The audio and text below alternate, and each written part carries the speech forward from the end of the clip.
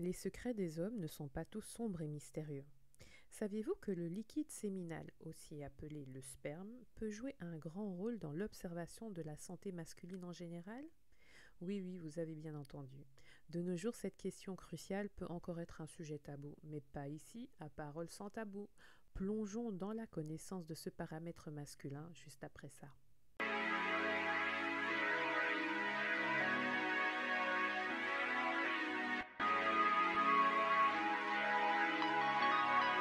Chez les hommes, l'infertilité est le plus souvent causée par des problèmes d'excrétion de liquide séminal, l'absence ou de faibles niveaux de spermatozoïdes ou encore une anomalie au niveau de la forme et du mouvement des spermatozoïdes.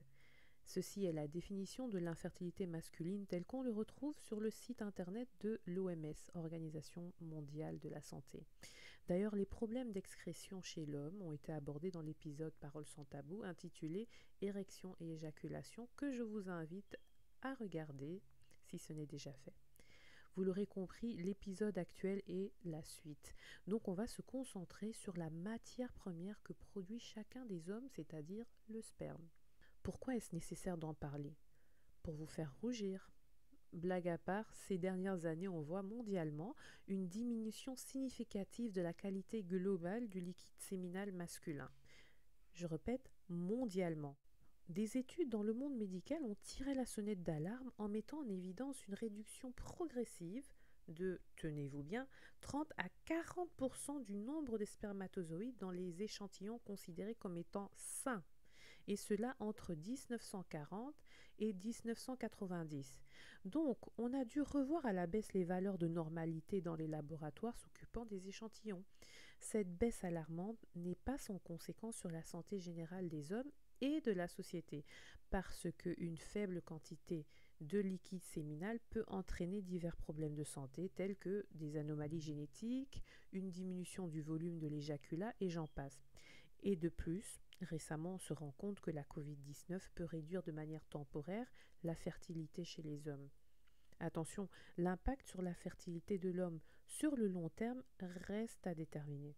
Tout ceci souligne l'importance de prendre en compte tous les aspects de la santé masculine, y compris la qualité du sperme. D'ailleurs, on commence de plus en plus à en parler du sperme comme étant un biomarqueur.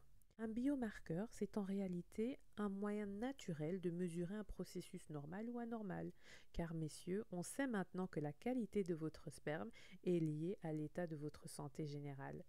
Une altération de la qualité du sperme est associée à, par exemple, un risque accru de cancer des testicules, des maladies cardiovasculaires et peut-être même de mort précoce. En gros, que vous ayez l'envie ou non de concevoir, s'intéresser à votre fertilité doit faire partie de votre routine de santé, messieurs. Et cela sans tabou. Retenez bien le terme biomarqueur, on reviendra sur ce rôle du liquide séminal. Tout ceci nous mène à la question: quels sont les problèmes de qualité séminale qu'on peut rencontrer dans l'échantillon de sperme d'un homme? Avant de se lancer, deux précisions. De 1, ce sont ici les plus courantes. Et de 2, bien, il y a des termes qui peuvent sembler difficiles, mais sachez qu'il n'y a pas de moyen de les contourner. Alors, j'ai besoin de votre attention, s'il vous plaît. C'est parti. On commence avec l'asténospermie, qui est en réalité une mauvaise mobilité des spermatozoïdes qu'on va voir dans l'échantillon. Dans un contexte normal, c'est-à-dire un rapport intime entre un homme et une femme en période d'ovulation, l'ovule ne sera pas fécondé parce que les spermatozoïdes ne bougent pas en direction de l'ovule. Ils sont donc présents dans l'échantillon, mais ne sont pas équipés pour se mouvoir vers l'ovule. L'asténospermie. En deuxième, on retrouve la tératospermie. La tératospermie est une anomalie dans la forme des spermatozoïdes. On reprend notre exemple d'un rapport intime en circonstances normales. Bien, les spermatozoïdes bougent, mais à cause de la tératospermie, ont une forme différente, ce qui les rend incapables de percer l'ovule et de la féconder. Et en troisième sur le podium des problèmes, on retrouve l'oligospermie. L'oligospermie signifie qu'il y a une quantité anormalement faible de spermatozoïdes dans l'éjaculat. De par ces faibles quantités, les chances de fécondation sont fortement réduites au minimum, voire zéro. En toute honnêteté, Je dois avouer que je ne vous ai pas tout dit. Ma réalité de travail montre que de nos jours, beaucoup d'hommes combinent les 3 problèmes dans leur échantillon de sperme. C'est ce qu'on appelle, tenez-vous bien, l'oligoasténotératospermie. Allez, pour le plaisir de l'entendre encore, je répète, oligoasténotératospermie. C'est d'ailleurs cette manifestation combinée en un qui a poussé les chercheurs à fouiller plus loin et ainsi tirer la sonnette d'alarme. Hormis ces 3 problèmes, d'autres éléments vont être pris en compte tels que le volume total de l'échantillon et les anomalies génétiques dont les spermatozoïdes peuvent être porteurs. D'ailleurs, dans l'épisode général intitulé Infertilité masculine, on aborde les paramètres standards d'un échantillon sain, ce qu'on appelle la normospermie. Je vous invite à le voir ou revoir pour une vue d'ensemble. La question qu'on doit tous se poser à ce stade, c'est comment expliquer le déclin mondial de la qualité du liquide séminal chez nos hommes. Et vous allez comprendre pourquoi votre souhait de concevoir n'a pas d'importance face à la réponse à cette question. Je m'explique. On s'est rendu compte que le déclin de la qualité du sperme commence en grande partie à la formation des spermatozoïdes, ce qu'on appelle aussi spermatogénèse. Ce procédé qui se produit à vie chez l'homme est sensible aux circonstances 1. Environnementales, 2. Au mode de vie. On a l'exemple des phtalates. Les phtalates sont des substances chimiques utilisées pour fabriquer des plastiques, notamment des emballages ou des contenants tels que votre tube de dentifrice. Ces phtalates ont un impact sur la fertilité de l'adulte, mais aussi et insidieusement sur le capital fertilité du fœtus bébé masculin dans le ventre de sa maman. Soit dit en passant, les phtalates sont donc ce qu'on appelle des perturbateurs endocriniens. Un autre exemple, certains médicaments antidouleurs acceptés ou tolérés pendant la grossesse car entre guillemets inoffensifs se sont avérés féminiser le bébé ou fœtus masculin dans le ventre de sa maman. Tout ceci donc à un moment où le capital fertilité du fœtus bébé masculin se forme. Sans compter le contact avec la pollution environnementale à laquelle nos petits garçons et futurs hommes sont confrontés. En résumé, tout ceci pourrait signifier que, en améliorant la pollution de la nature, on peut améliorer la fertilité générale des futures générations et accessoirement ralentir le réchauffement climatique. On sait aussi avec certitude que le déclin mondial de la qualité du liquide séminal est aussi impacté par les habitudes de vie telles que le tabagisme, l'alcoolisme, les dérèglements hormonaux causés par la consommation excessive de certains aliments, le stress, des maladies génétiques et d'autres aspects, par exemple l'âge de l'homme. Et c'est ici qu'on revient au mot biomarqueur, parce que le suivi du déclin de la qualité séminale des hommes est un excellent indicateur de l'urgence environnementale.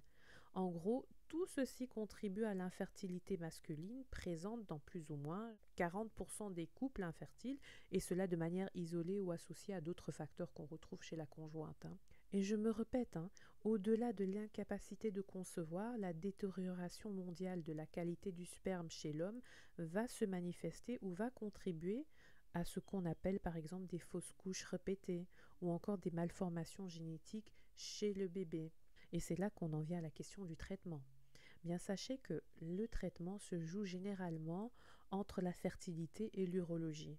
En gros, on commence par se concentrer sur l'extraction et la qualité du liquide séminal. Cela se fera en fonction des étapes impactées. Certains médicaments vont être utilisés s'il s'agit de stimuler hormonalement, par exemple la production de testostérone, avec pour but de réactiver le cerveau pour ensuite pousser les testicules à produire du sperme.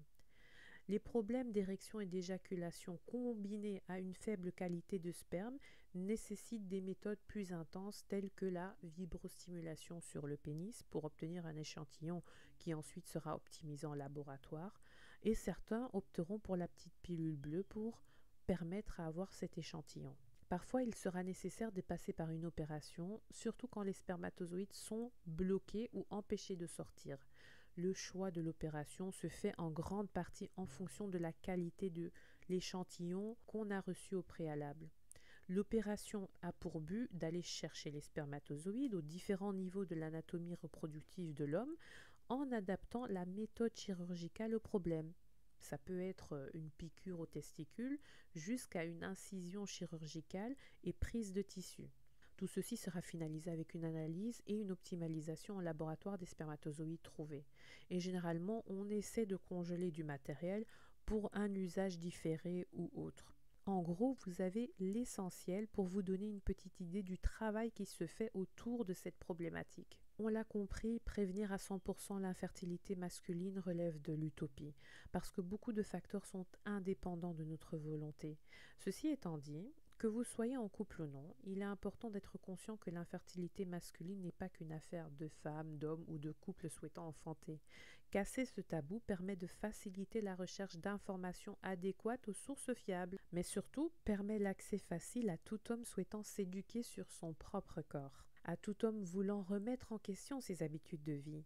Et ce sera d'autant plus facile parce que le poids de l'infertilité est pour ainsi dire allégé par la connaissance. Plus important encore, on a tous un rôle à jouer en faisant la promotion de santé générale et plus précisément de la fertilité masculine. N'oubliez pas, c'est un biomarqueur. Commençons à mettre en lumière l'importance de dépoussiérer ce tabou. Rejoignez-moi dans cette démarche en partageant la vidéo que vous écoutez maintenant, en likant, et vos commentaires sont la bienvenue dans la positivité. Je vous laisse avec cette citation: « Ne me jugez pas sur mes succès. Jugez-moi sur le nombre de fois où je suis tombée et où je me suis relevée à nouveau. »